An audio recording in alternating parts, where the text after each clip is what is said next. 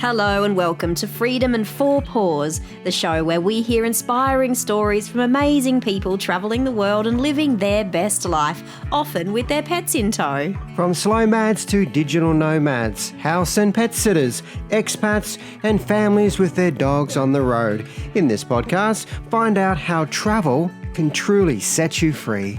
I'm thrilled to have the lovely Angela Fagan on our Freedom and Four Paws podcast and vlogcast today. Now, Angela is the founder of Trust My Pet Sitter, which is a brand new player in the house sitting market. Now, Cooper and I are very excited about some of the innovations that Angela and her team are introducing into the world of house sitting. So we're very excited to have her on today.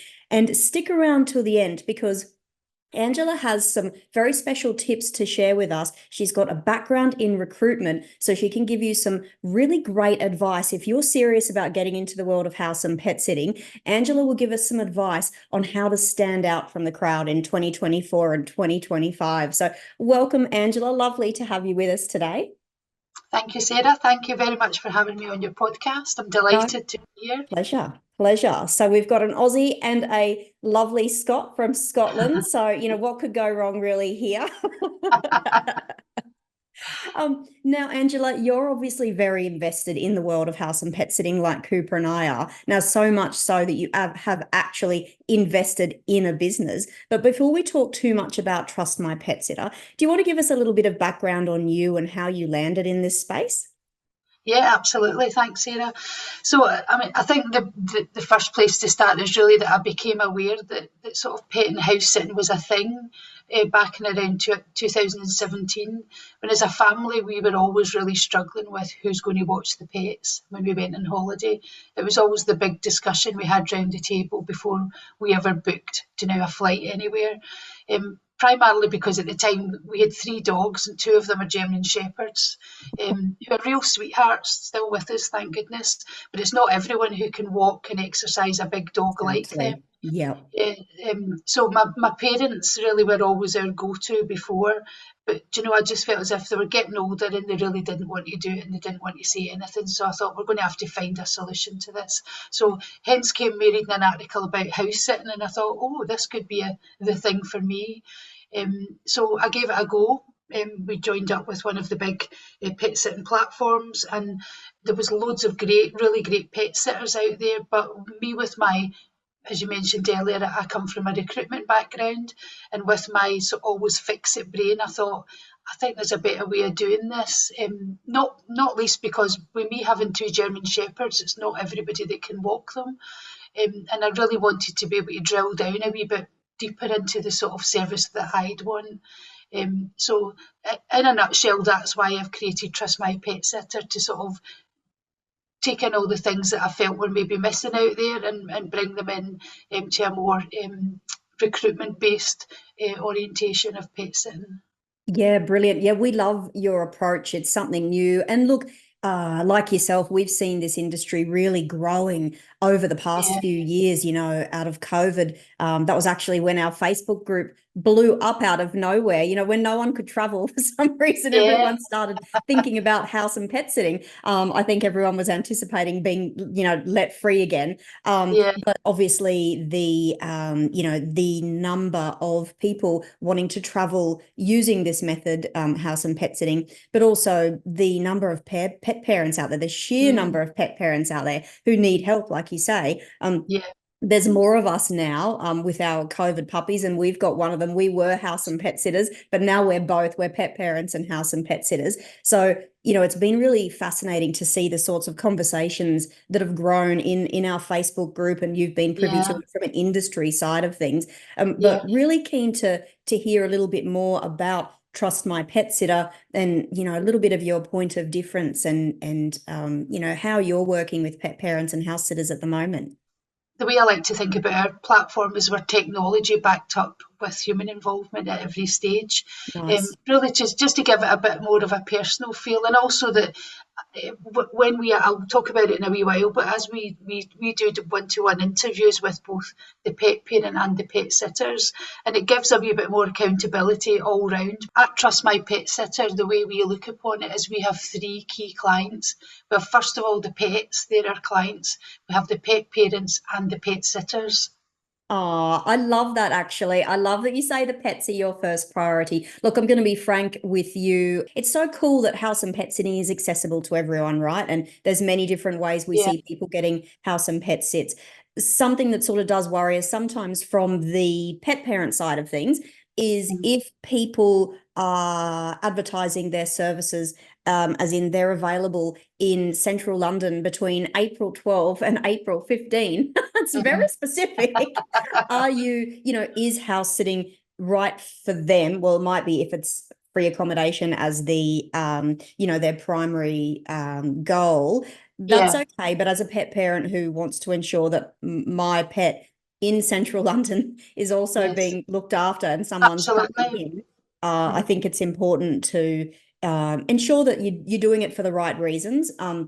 So with such a saturated market at the moment, and again, I know you and I we've had conversations, haven't we? And we feel there's a spot for every situation, and people find Yes. their perfect matches. But there's also some gaps in the market lately with trying to, over Christmas again was a great example where we saw so many in the Facebook group that we run, so many pet parents or homeowners being let down, probably for want of a better term, because pet sitters weren't turning up. But similarly, pet sitters who had, booked flights and turned everything around to be in a certain spot at a certain time to all of a sudden be told, oh no, we don't need you anymore, or worse, Yeah. to get that text message when they're on their way, which we've seen happen too. I love that you've got that human element there. Sort of it does feel a little bit, I can tell that your recruitment background has come into it, and it feels like you're actually matching people like you would in matching people for a job in the Yeah. employment world. So that's a Absolutely. fascinating approach. I think off the back of that, you've obviously seen heaps of applications in your time, both probably for jobs in the career market, in the employment market, but also in the house and pet sitting market at the moment. What would you say Yes. is one of the fundamental flaws of people who, they just don't know? What's some advice that you could give, and especially with the change of the evolution of this industry coming into the next couple of years? Yes. What's a fatal flaw? Fatal's the wrong word. What's a fundamental flaw? No fatal flaws here. What's a fundamental flaw? What's some advice given what you see coming up in that industry? I think probably the sort of key takeaway here, Sarah, is to approach every time that you reach out there to contact a pet parent is to be specific to what they've asked for.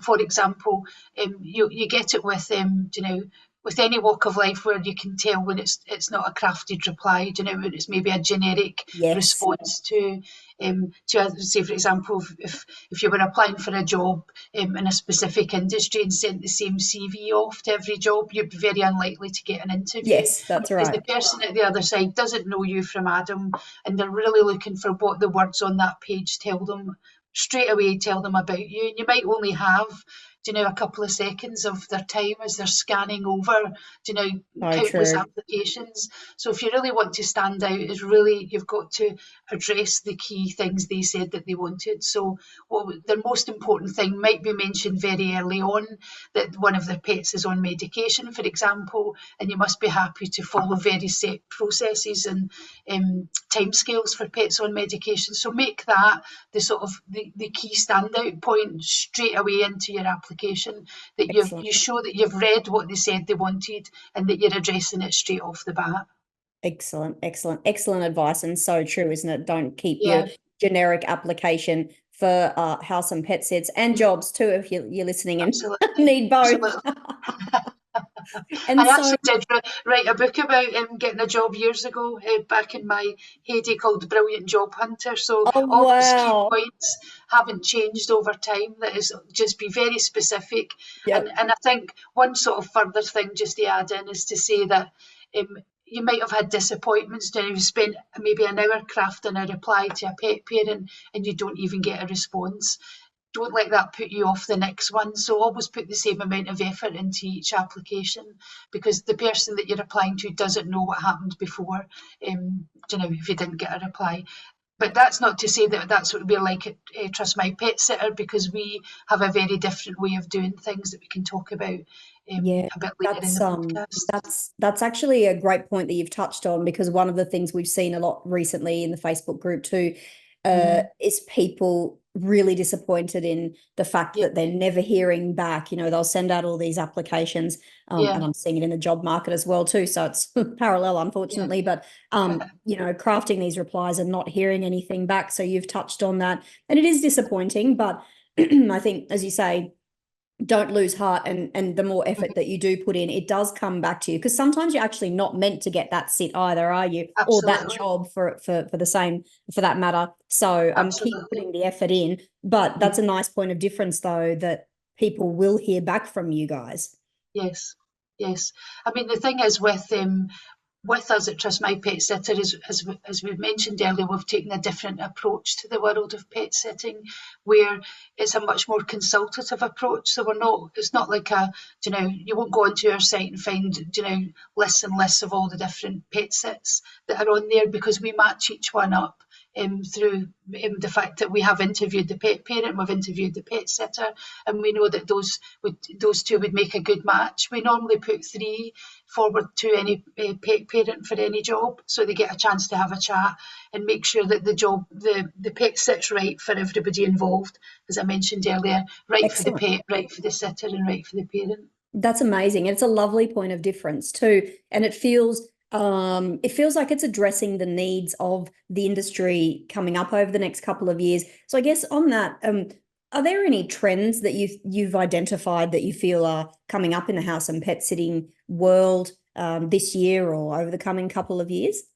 Yeah, no, absolutely. Do you know, you mentioned it earlier, Sarah, the fact that there's been a huge, it's a negative thing that's coming up. There's a huge increase, well, discussion online about a huge increase in cancellations happening. And I was thinking to myself, why is this happening now? Why are are people talking about it more, or has it always been happening, and Mm. it's just sort of come to the forefront? I mean, what are your thoughts? Why do you think, or do you think, that there's a lot more cancellations than there used to be? Yeah, I think that it correlates with the sheer numbers of people now house and pet sitting and using house and pet sitting services. I mean, when we just started the Facebook Mhm. group back in 2018, I think, when Cooper and I started getting into house and pet sitting when we lived in London, and we didn't have a dog, and we really missed having a dog. So we wanted this opportunity, and it gave us a chance to get around London and see different neighborhoods. But at that time, I agree. I don't think, like, there are a lot of people doing it, but I think you still had a better chance of being able to stand out. But you also, I think, I don't know, they felt like there was the people on a lot of the platforms felt like sort of serious longer term house and pet sitters. I think that with the popularity of house and pet sitting over the past couple of years, and Mhm. it's hit the media, right? We've seen Yeah. Business Insider stories on house and pet sitting, and people have realized that it's a great way to travel, and it's an Mhm. economical way of traveling. I think the flip side, though, is you do need to realize that it's still work and you do have Mhm. commitments. So, Yes. but I think the sheer numbers that we've seen mean that there's a lot more different types of house and pet sitters, Mhm. homeowners who are using services, whether free or paid. And so Yes. alongside that, you get your different layers of experiences, and how serious sitters or homeowners are.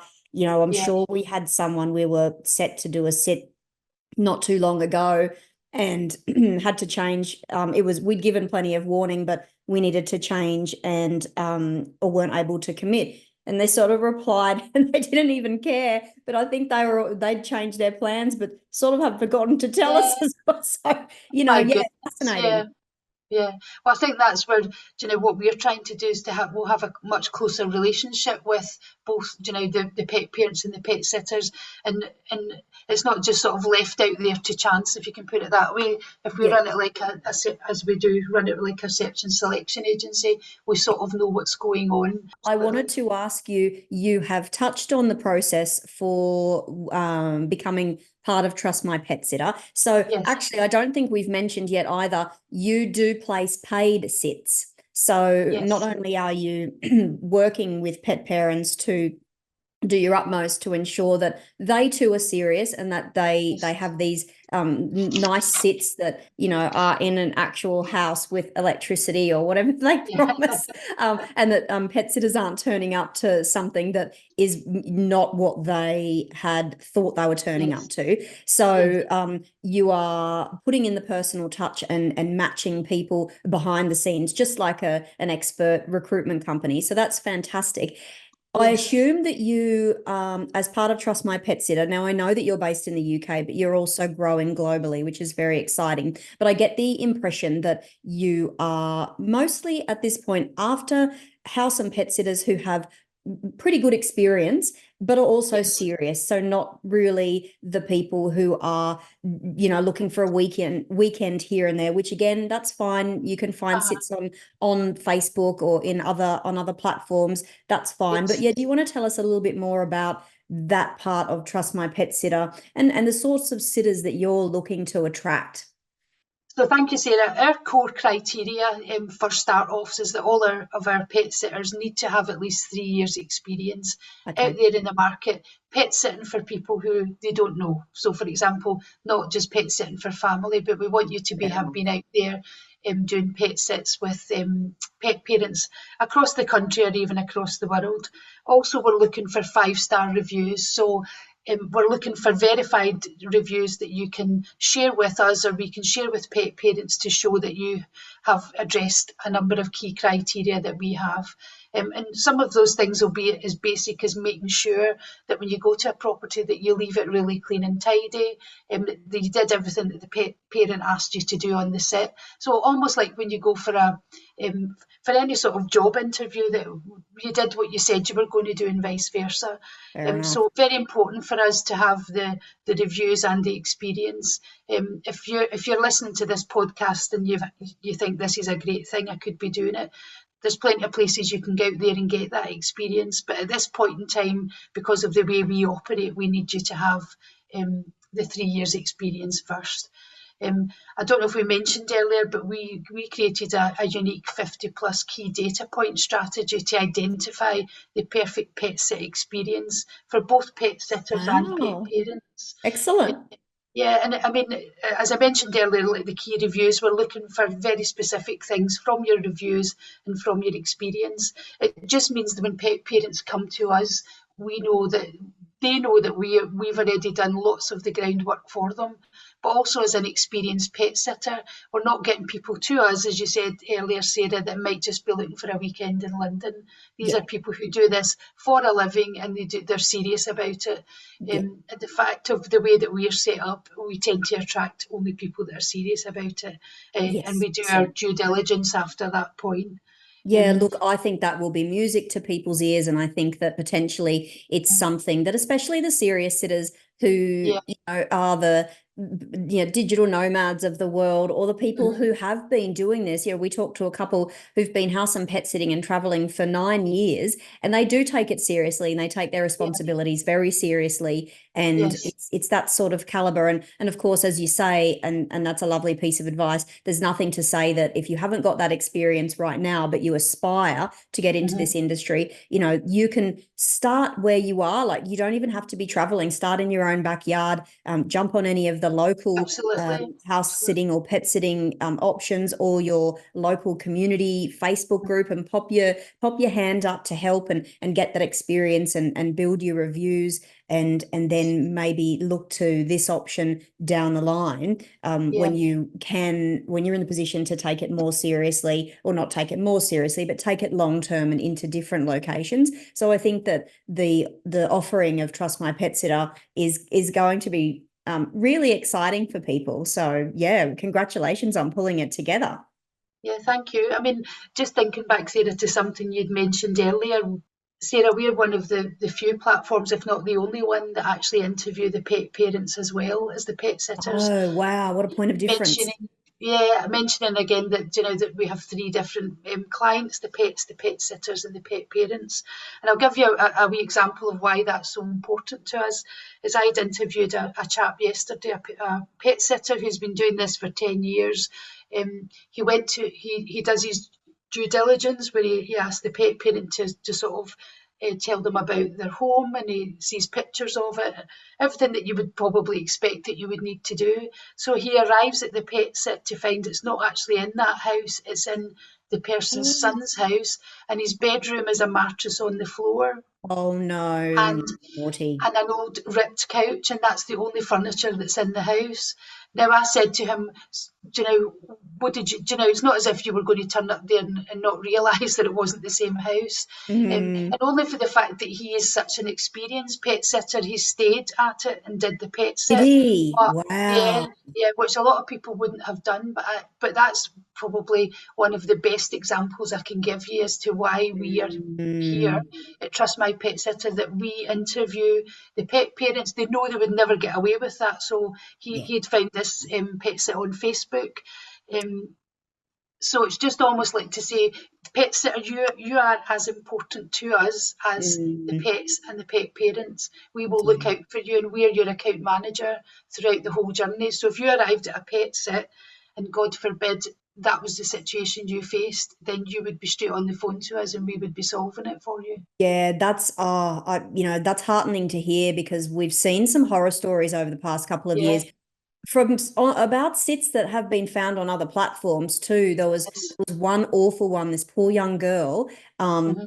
She came into one of our chats on the Facebook group and Uh-huh. she had turned up. I think she was in, I want to say France or Italy. And Uh-huh. she turned up and was picked up by the lady who she'd talked to. And, she'd been in communication with these guys for months, only to Uh-huh. find out that all of a sudden, I think the lady was going on a cruise or a big trip somewhere, Mhm. only to find out that her husband was like hanging around for a while and No.